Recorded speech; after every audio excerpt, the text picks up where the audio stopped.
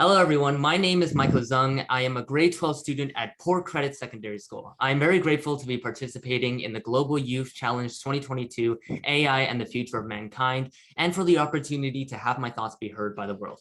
So what I would like to talk about is some of the potential consequences of our rapidly developing technology and how we can prevent them. More specifically, the consequences of our dependency on technology. So to begin this topic, I have a little story. One day in February this year, there was a power outage that lasted for a few hours, around 2 p.m. to 7 p.m. And in those hours, it was very hard for my family and me to live our life. There was no Wi-Fi, no oven or microwave to warm foods, no lights, nothing. We had to use a couple of flashlights and candles to see, and we had to use a gas stove to cook some dumplings. And even then, it wasn't very effective at all. Our lives became very difficult for just those few hours. And then the power came back on and everything started working again. We just cooked our dinner and ate, and our lives suddenly seemed to become way easier. And that made me realize just how difficult living without technology would be. And that's what gave me the idea to talk about our reliance on technology. So it is common knowledge that the future holds an endless amount of possibilities regarding the development of technology, most of which are incredible and beneficial. However, it is also essential to remember that the development of technology will come with consequences as well as benefits. For example, the Industrial Revolution sparked a new era of technology and created much of the technology we see today. But due to the unforeseen problem of global warming from greenhouse gas emissions, the Industrial Revolution has simultaneously created the biggest threat humanity has ever faced.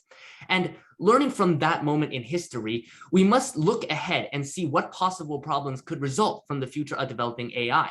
And already we are very reliant on our technology to the point where it is very difficult to live even a day without them. I find it difficult to live without my phone, my computers, my calculators. All of these things are meant to make our lives easier and more enjoyable for us. But we have to ensure that they don't take away our ability to function without them. Ever since the COVID pandemic, online learning became a very prominent part of learning. And it was a very great showcase of being too dependent on technology. For example, in my computer engineering class, I was very dependent on the digital notes and using online circuit builders to help find the answers to construct the circuits. However, when we came back into in-person learning just last year, it was a very rough transition and coming back was more challenging. I could no longer depend on the circuit builders I was depending on online, and I had to recall simple laws such as KVL and KCL that I had slacked off from learning because I had not written it down since it was just all online. And during this struggle, I was thinking to myself, how could I have prevented this? And I realized that I should have just known from the beginning that I should not have allowed myself to become dependent on technology. And I believe that everyone else needs to be aware of this as well. I believe that the solution to stop our reliance on technology should be based on education. We need to educate and teach everybody how to loosen our reliance on technology. And I believe the most important way is to spread awareness of this potential problem. We need to spread awareness about the overdependence on technology and help teach people how to live their lives without it. We need to ensure that students from early childhood, primary, and secondary education gain the same mentality to not let themselves be so blindly reliant. Students need to continue learning using traditional methods and constantly be placed in situations where they can't use their technology to help. And we can also start practicing now in our daily lives, such as using maps to plan routes instead of GPSs. And I'm not saying that we shouldn't use technology at all, but I am saying that we need to ensure that we can still live our lives if technology were to suddenly be ripped from us. Overall, we must remember that technology is made to make our lives easier, not as our legs that we depend on to walk. Thank you. Thank you, Michael. And you bring up some very good points. That was excellent. Your first question will be addressed to you by Ms. Kelly Schultz. Morning, Michael. Well done. That was a great presentation, and it echoing what was said earlier. It's a big concern, I think, to have our dependence solely on AI and all of that. So I want to pose a question to you. And can you see a way where we can coexist in a good way, that we do have our AI and our machine learning and all of our technologies, while also living our lives independently and all of that? Like, is there a way that we can coexist without completely losing our independent thinking? Yes, I believe there is a way in that we use technology. I believe I said that we will use technology as something to help make our lives easier to function, but we should not let ourselves become too blindly reliant. Like, obviously, there are some cases where you have to use technology. Like, there's just no way around it, such as even like other examples in the practical world where you have to use these supercomputers to do calculations that it would be completely impossible just using human minds. But I do believe that for our essential lives, for our daily lives, just as like, eating and drinking and all of these things, even traveling, we need to ensure that we can still function without them. So that way, if one day, I believe there was some news of a solar flare that could potentially, I don't recall exactly when it was, but there was talked about the possibility that it can knock out all the power for the entire world. And that would be absolutely devastating. And I believe that we should prepare for that situation. We should always prepare in that if that day does come, we can still function. Because like I said, when the electricity was knocked out in my house, our lives were very difficult to live in. It was so hard for us to even just prepare our dinner. And I realized that we really should have prepared more. So we decided to actually, now I actually decided to go ahead and learn how to cook some foods that don't require electricity, learn how to survive without the use of technology. And I believe we can just apply that to everything else in our daily lives, in that we can still use technology, and we should. I mean, technology is meant to make our lives easier, but we need to still ensure that we need to practice that if the technology was taken away from us, we can still live our lives without too much of a hassle. That's what I believe. Thank you, Michael. It's a great perspective. So thank you. Yes, thank you. And thank you for the great question and a great answer, Michael. And your final question now will come to you from our very own principal, Mr. George Vanderker. There, and I unmuted perfectly this time. Okay, Michael, you've shown some really good insight into the problem, and I think the problem you're kind of alluding to is also AI will eventually learn from AI. In other words, and when that happens, can you maybe just think of a way that society would be prevented from developing properly because of this situation? So it's like the problem in which that AI starts becoming advanced and starts developing more AI. Well, it becomes kind of an echo chamber in a sense. AI just learns from itself, and it becomes a closed loop. And is there any creativity that can go outside of that loop? And what will happen to society if everything is just contained in a kind of a circular loop of AI learning from AI?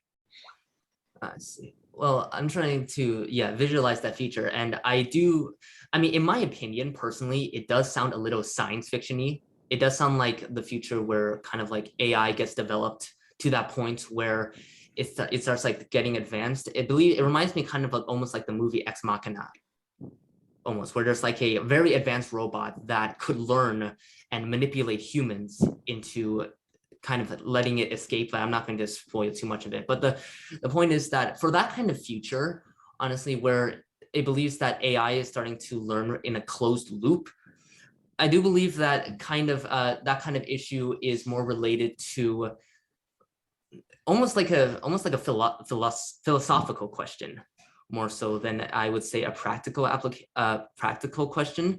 It's very difficult for me to actually envision that kind of future happening, because the future I'm envisioning is that humans start using AI for everything. They start using AI for every single aspect of our daily lives. And we kind of are actually at that stage now. But it's just that I believe that AI is kind of, how do I say this? It's almost developing to the point where if we continue going on and developing AI further and further on, that it will get to the point where it almost feels like it's going to go to that science fiction aspect where it's going to rebel and suddenly AI is going to turn against humanity. Is that what the idea is? Because I personally think it's a bit more science fiction-y and not very likely in any hood. I believe the problems that we're facing is going to be more simplistic and grounded, in which that all of our problems are going to stem from humanity themselves, in that we make our decision to get dependent on AI. We make our decisions to keep developing it to that point instead of AI kind of causing our problems for us, if that makes any sense. Yes. Good. I'm glad you don't share some of the prognostications and dire warnings by people like Elon Musk and even the late Stephen Hawking. So at this point, we have a slight pause before we go on to our third finalist. And if I'd like to request a few thoughts, perhaps from our professors that have joined us and have been kind to donate their time as judges, I'd like to start with asking Professor Wilton, if you'd just like to share a few thoughts at this point in the interim before we begin the group 3 finalists. Yes, I'm really enjoying these presentations. They're very well done. Students are very confident and knowledgeable about this topic, and I like the fact that they're all questioning AI as well, thinking about what it means to humanity, to humankind. I agree that I think it's more. I just watched a presentation from Dr. Hallstrom, Dr. Thomas Hallstrom, talking about how the apocalypse related to AI isn't so much about the AI, but about human design and intervention and control, and particularly large corporations. So I thought that was really interesting, that we don't need to be more concerned about artificial general intelligence or machines figuring out how to develop common sense, which is an issue still today, but rather it's the companies, the corporations that control them. So so I think that I think it's wonderful that you're all thinking like this and you're all thinking about this, and I want to just thank you very much for your presentations. Thank you, Professor. And Professor Slaughter, for some thoughts at this point. Well, you got me thinking.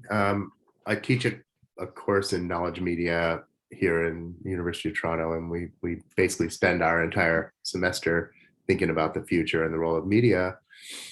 And artificial intelligence has been around for a long time. I'm almost wondering now about the name. What if it's just intelligence, right?